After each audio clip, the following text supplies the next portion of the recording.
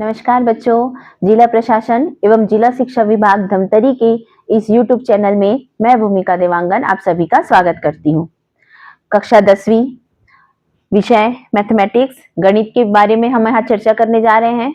पिछली कक्षाओं में हमने देखा कि जो पूर्णांक है, 2 अंक के जो अंक है पूर्णांक 75 में जो 2 अंक के प्रश्न आने हैं परीक्षा में, उस पर हमने विस्तृत रूप से चर्चा की।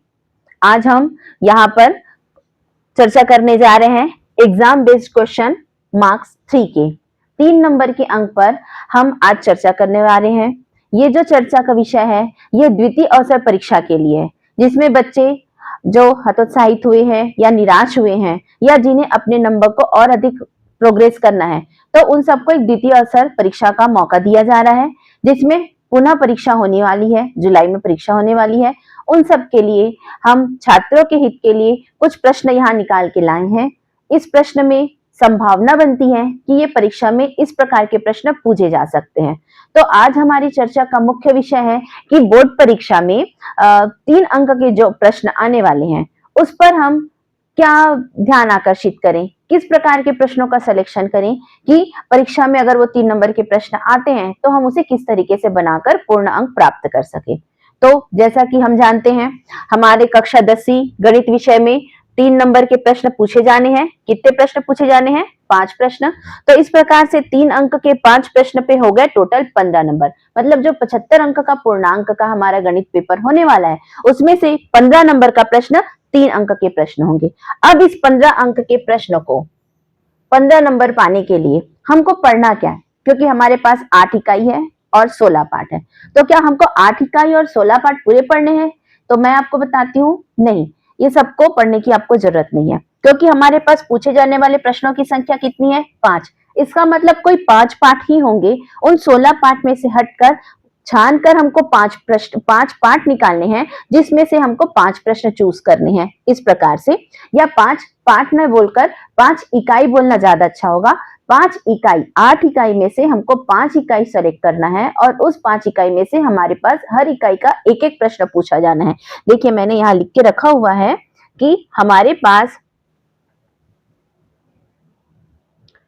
गणित में 8 इकाई है।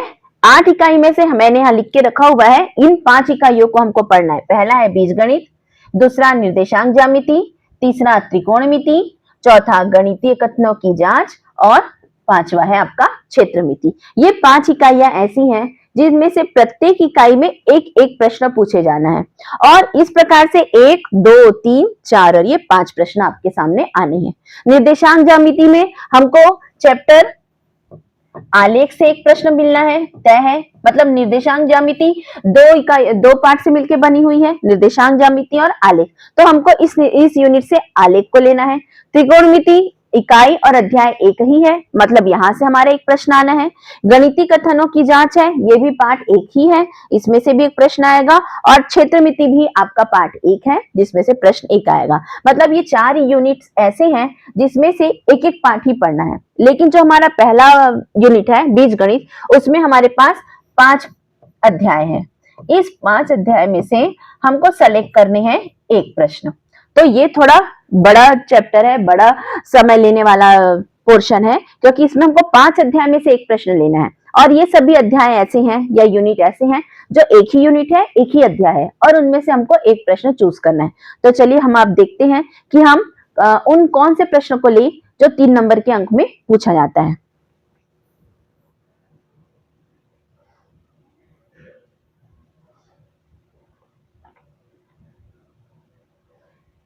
तो सबसे पहले हम यहाँ स्टार्ट करने वाले हैं इकाई 7 क्षेत्रमिति, जिसका पाठ का नाम है ठोस आकृतियों का पृष्ठीय क्षेत्रफल एवं आयतन। इस पाठ से 3 नंबर का एक प्रश्न पूछा जाना है। अब इस पाठ में है क्या? तो इस पाठ में हमारे पास शंकु है, बेलन है और गोला है। ये 3 शेप्स हैं हमारे पास। ये 3 शेप में से, इन 3 शेप में से इस साल 2026 की बोर्ड परीक्षा में बेलन से पर आधारित, बेलन से रिलेटेड या बेलन पर आधारित प्रश्न पूछे गए थे। और अब बच गया हमारे पास शंकु और गोला। तो शंकु और गोला और बेलन, मैं ऐसा नहीं बोलूंगी कि बेलन से पूछा गया तो इस बार आप इसको ध्यान ना दीजिए। बात यह है कि हमारे पास टॉपिक 3 है, शंकु, गोला और बेलन। इन टॉपिक के 3 सूत्र बनते हैं। पहला होता है आपका पृष्ठीय क्षेत्रफल, दूसरा संपूर्ण क्षेत्रफल और तीसरा होता है आपका आयतन।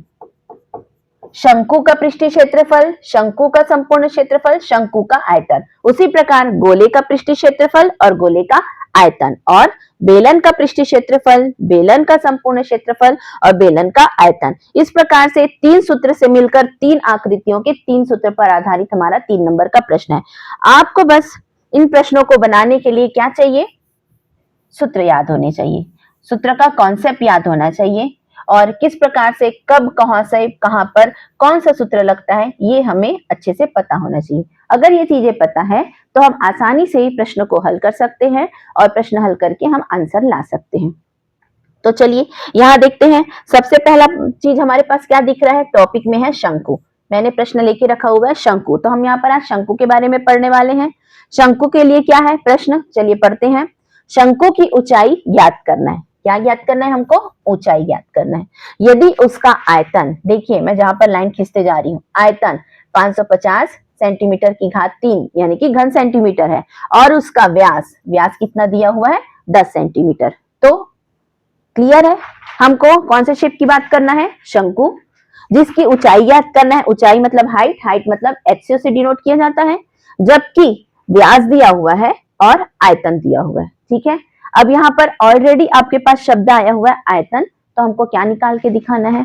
आयतन के सूत्र में मान रखना है और ऊंचाई निकाल के दिखाना है। तो सबसे पहले इस प्रश्न को हल करने के लिए हमको पता होना चाहिए आयतन का सूत्र, और उसके पहले हम ये लिखते हैं जो हमको ज्ञात करना है।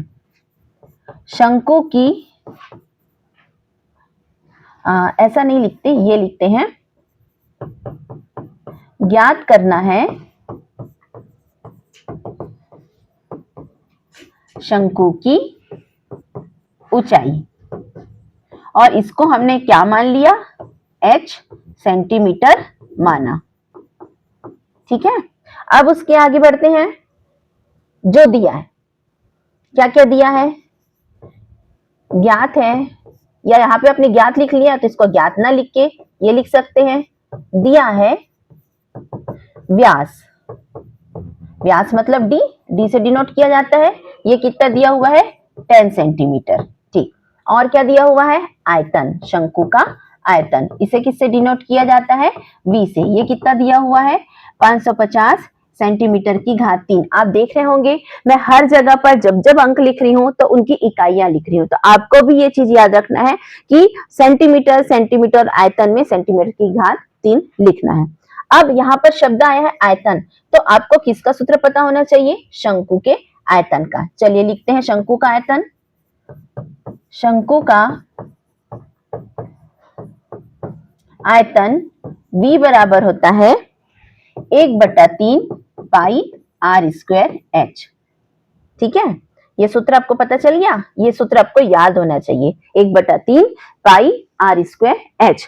अब हमारे पास आयतन का मान कितना दिया हुआ है? 550। हम यहाँ रख देंगे आयतन का मान। 1/3 ऑलरेडी एक अंक है, पाई का मान हम सभी जानते हैं 22/7 होता है, h का मान ज्ञात करना है, और r मतलब होता है त्रिज्या, जबकि आपके पास दिए में कुछ नहीं है, त्रिज्या का मान नहीं दिया है, जबकि किसका मान दिया है? व्यास का। तो हमको सबसे पहले यहाँ पर क्या निकाल के दिखाना पड़ेगा? त्रिज्या। तो हम जानते हैं त्रिज्या बराबर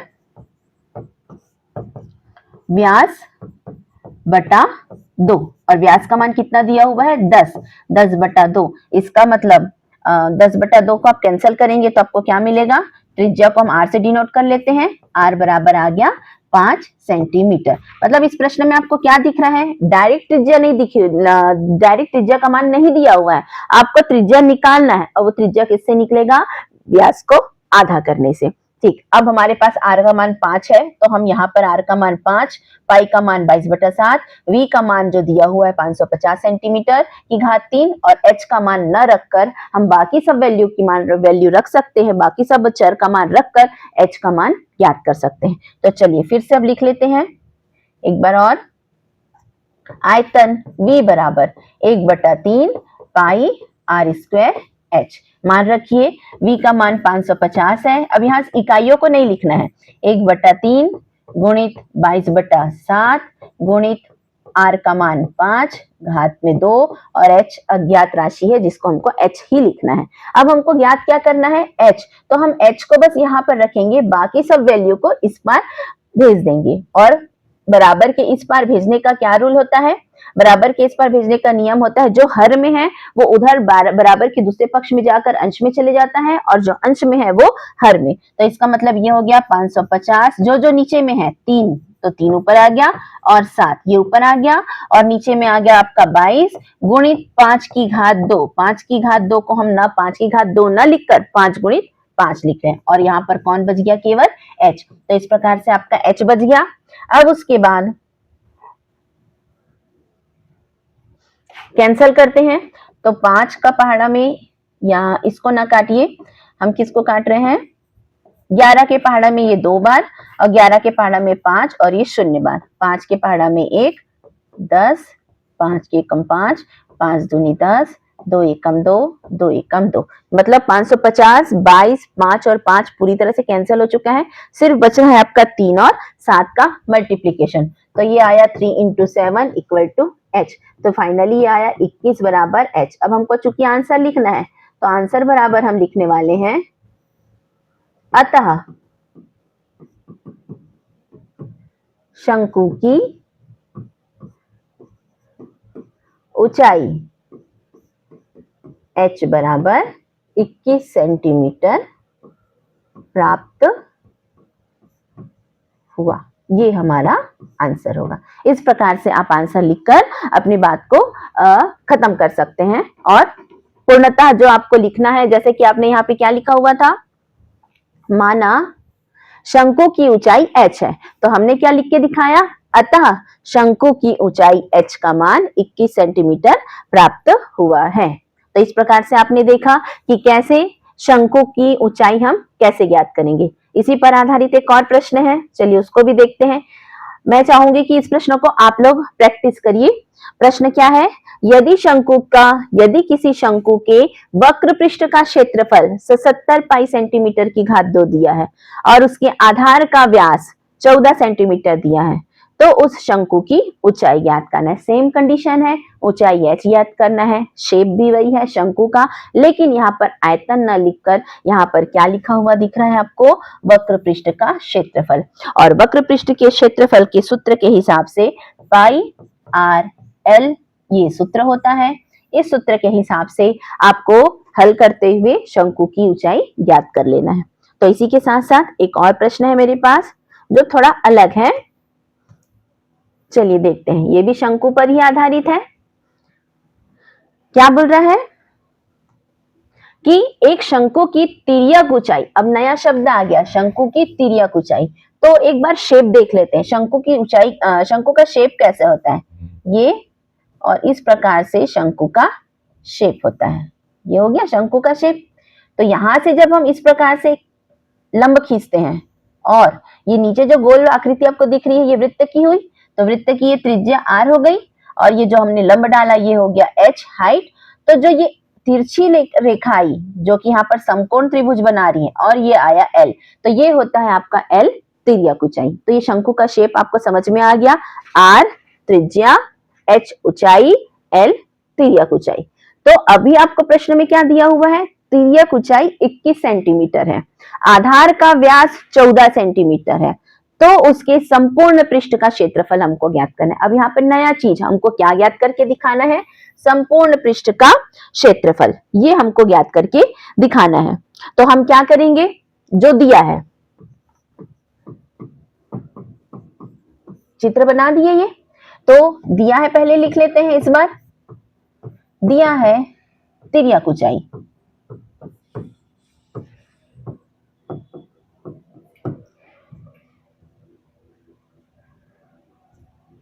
L बराबर 21 सेंटीमीटर, ठीक है। व्यास D बराबर कितना, 14 सेंटीमीटर। तो यहां से हम त्रिज्या याद कर लें, ये हो गया त्रिज्या। R बराबर D बटा 2 यानी कि 14/2, यानी आंसर आया आपका 7 सेंटीमीटर। त्रिज्या भी आपके पास है। हमको ज्ञात करके दिखाना है संपूर्ण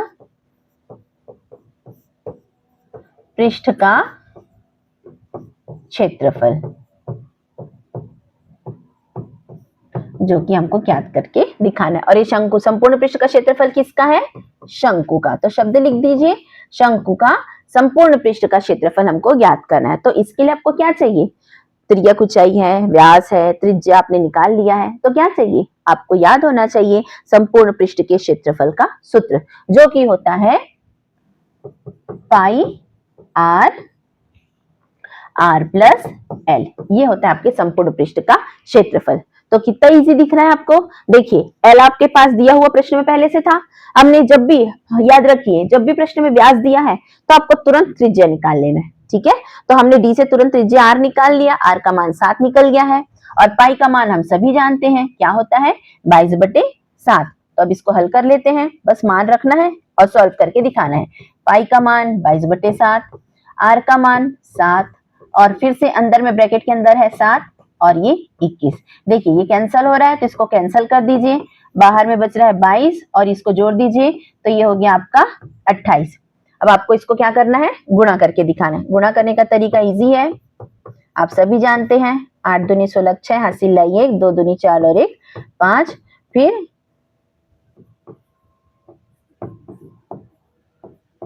कितना आ गया, 216। गुणा करने पर हमारा आंसर आया 216 सेंटीमीटर का वर्ग। हमारा आंसर क्या होगा,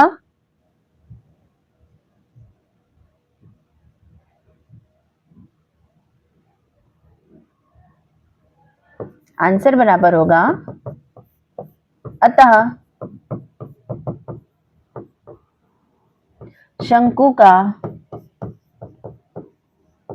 संपूर्ण पृष्ठ का क्षेत्रफल 216 सेंटीमीटर की घात 2 प्राप्त हुआ। ये हमारा उत्तर है। तो इस प्रकार से आपने देखा कि इस पृष्ठीय क्षेत्रफल वाले पाठ से कैसे आपको शंकु पर आधारित 3 नंबर के प्रश्न पूछे जाने हैं। तो इस प्रकार से हमारी इस पाठ में 3 प्रश्नावली है, जिसमें से एक प्रश्नावली पूरे शंकु की है। तो इसमें से उन प्रश्नों को आप सेलेक्ट कीजिए जो इसमें 2 प्रकार के सूत्र लगते होंगे। जैसे कि आपने अभी तक देखा, हमने व्यास से त्रिज्या निकाला और फिर जो पूछा गया था उस पर आधारित प्रश्नों को हल किया है। तो ये जो प्रश्न बनते हैं, ये इसकी संभावना 3 अंक के प्रश्नों की बनती है। तो अगर हम इस पर फोकस करें और इस पर ध्यान आकर्षित करें तो 100% हम इन प्रश्नों को बना लेंगे। इसी उम्मीद के साथ अगली कक्षा के मिलने तक के लिए अलविदा बच्चों, थैंक यू।